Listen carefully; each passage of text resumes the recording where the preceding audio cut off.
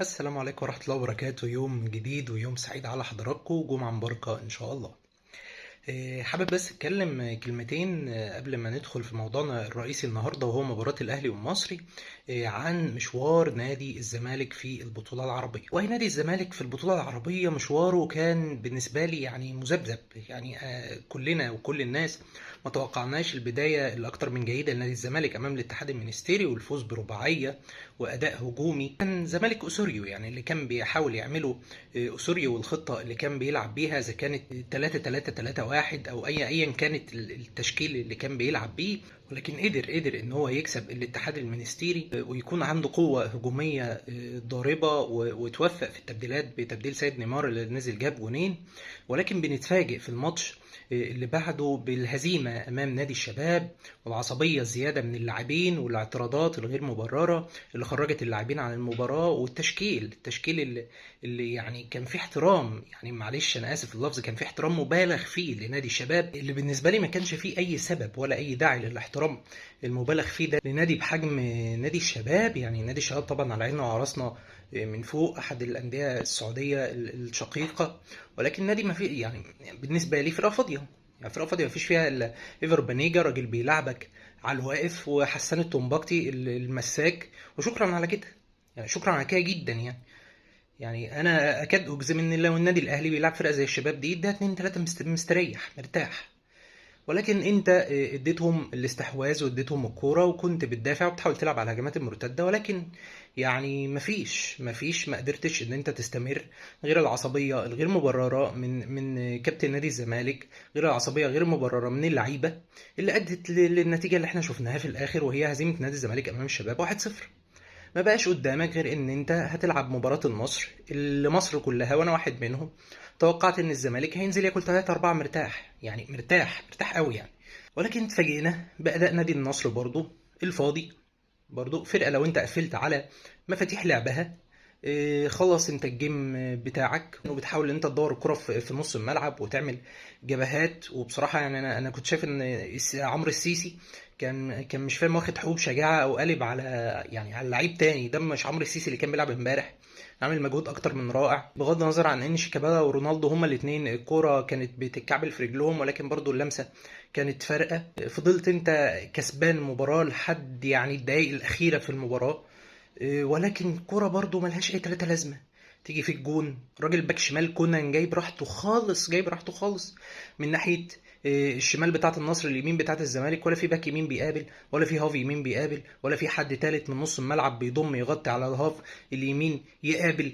راجل جاي بيعمل اوفر مسطره وبراحته خالص، نكش الكوره بس كده ببطن رجله على دماغ كريستيانو. طبعا جامب كريستيانو عالي جدا، وحتى وطى عشان يجيب الكوره عشان يعلن عن هدف التعادل وخروج نادي الزمالك من البطولة العربية. يعني حاجة بصراحة كانت بالنسبة لي مؤسفة، ان المباراة كانت معاك لحد الاخر وبعدين تخسر. يعني يا ريتك يا اخي خسرت 2 3 4، ما كانش حد يعني كان اتضايق.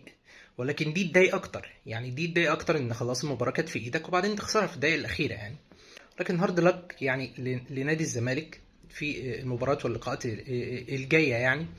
ولو اني شايف استفاقه، يعني انا ما كنتش حابب ان الموضوع ده يحصل، ولو اني شايف استفاقه في نادي الزمالك، واولها يعني خروج مستشار مرتضى منصور من نادي الزمالك للمصلحه العامه. هو كان نزل بوست ان خلاص علاقته بنادي الزمالك انقطعت، ودي حاجه تزعلني انا شخصيا، اقسم بالله انا زعلان. يعني الدنيا كانت جميله، مفيش فلوس، ناخد اللعيبه اللي احنا عاوزينها، الدنيا شغاله بسم الله ما شاء الله، خمسات بياخدوا، تلاتات بياخدوا، اربعات بياخدوا، مفيش اي مشاكل. ولكن بقى خلاص سياده المستشار مشي. انا من رايي هيبقى في استفاقه لنادي الزمالك بمشيان مرتضى منصور، دي حاجه لوحدها يعني. نروح على النادي الاهلي، نروح على مباراة النادي الاهلي والمصري. انا كنت مشغل الماتشين بصراحة يعني عشان ما اكدبش عليكم، كنت مشغل الماتشين مع بعض، الزمالك والنصر على الموبايل، وعلى التلفزيون النادي الاهلي والنادي المصري. النادي الاهلي لعب يعني مباراة تدل على قد ايه اللعيبه دي تعبت، قد ايه اللعيبه دي فعلا محتاجه اجازه، قد ايه اللعيبه دي خلاص يعني ما عادتش قادره، وما عادتش يعني بالبلدي كده شبعت كوره. مباراة كانت عصيبة جدا. مباراة كان الأخطر فيها النادي المصري بصراحة عشان نكون واقعيين، ولكن خبرة النادي الأهلي هي اللي قدرت تحسم المباراة في الآخر لصالح النادي الأهلي. ولكن شابوه للنادي المصري، حاول محاولات كتيرة جدا عن طريق مروان حمدي اللي ضيع كورة في أول المباراة. حسن علي شمس كده رامي ربيعة تشميسة وحط الكورة لمروان حمدي اللي سددها، ولكن الشناوي تألق فيها ببراعة.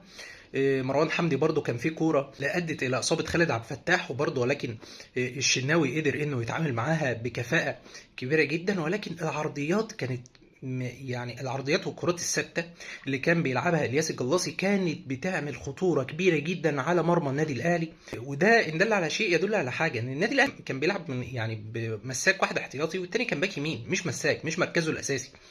لان كان عندنا ياسر ابراهيم مش موجود، عبد المنعم مش موجود، ما في يعني المساكين ما كانوش موجودين.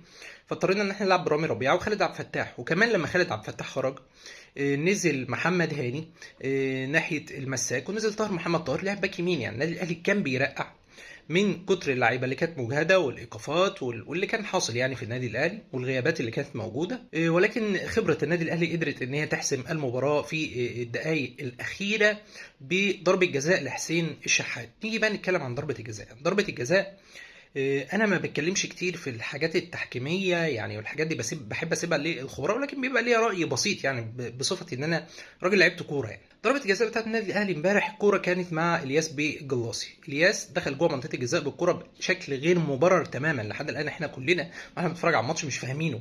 الراجل ده لو عايز يدينا ضربه جزاء مش هيعمل كده بصراحه يعني. دخل جوه منطقه الجزاء، الكره طولت منه، الكره كانت في حوزته، الكره طولت منه. لما الكره بتطول منه خلاص بقت في منافسه على الكوره بين حسين الشحات والياس الجلاصي. حسين سبق بخطوه، لما حسين سبق بخطوه اتشد من التيشيرت من تحت على الشمال كده، لو انت مركز في اللقطه يعني اتشد من التيشيرت، وقع حسين. الحكم صفر ضربه جزاء صحيحه للنادي الاهلي. قدر علي معلول يتصدى لضربه الجزاء ويحطها في المرمى، عشان يعني خلاص هو اول ما علي معلول جاب الجون خلاص لعيبه المصري والمعنويات بتاعت لعيبه المصري بقت في الارض. الاعتراضات بقت بالجمله طبعا على الحكم، لان كلهم فاكرين ان في ظلم وقع عليهم من الحكم. ودي اكتر حاجه بتهمد اللعيبه. يعني احنا شفنا ماتش الزمالك والشباب، اكتر حاجه بتهمد اللعيبه لما تحس ان انت خلاص يعني انت اتظلمت، ما تلعبش على صفاره الحكم، لا العب على صفاره الحكم.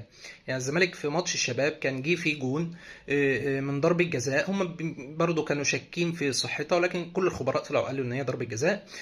ولدرجه ان شيكابالا قال لحارس المرمى اطلع يا عم بره الجون، وراح قال للحكم عايزين تكسبوهم خلاص نخرج بره. يعني العب لاخر دقيقه والعب على صفاره الحكم، مالكش دعوه بقرارات الحكم. وانت هتقدر تخرج نفسك من اللي انت فيه، ولكن انت بتحط نفسك في انك بتفضل مظلوم وواقع عليك ظلم، فخلاص بقى يا عم يعني معنوياتك بتنزل للارض والفرقه الثانيه بتركب الجيم يعني. وده اللي حصل بالفعل في ماتش الاهلي والمصري. الاهلي بقى خلاص بيحاول انه يحرز الهدف الثاني، وحصل فعلا عن طريق احمد قندوسي اللي راح بكوره. كان كمان عدد من مهاجمين النادي الاهلي اكبر من مدافعين النادي المصري، لدرجه ان قندوسي كان عنده ان هو يباصي الكوره ناحيه اليمين للشحات او ناحيه الشمال تقريبا اللي كان قفشه اللي معاه، او مش متذكر مين بالظبط. ولكن الراجل قرر انه يسدد وجت جون وخلاص. يعني النادي الاهلي الى نصف نهائي الكاس.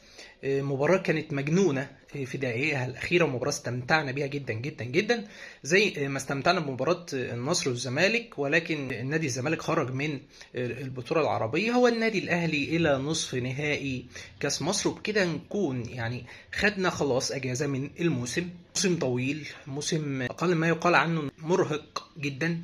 مستنينا موسم اطول، خلي بالكم يعني مستنينا موسم في تصفيات كاس عالم، منتخبات، في كاس افريقيا، في توقفات كتير، في كاس سوبر افريقي، في دوري السوبر الافريقي بالنسبه للنادي الاهلي، في كاس عالم الانديه بالنسبه للنادي الاهلي، في حاجات كتير جدا، حاجات كتير جدا.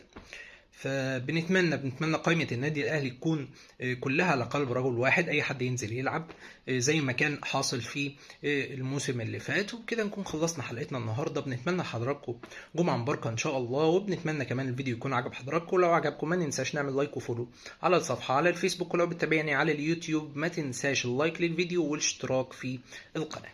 سلام.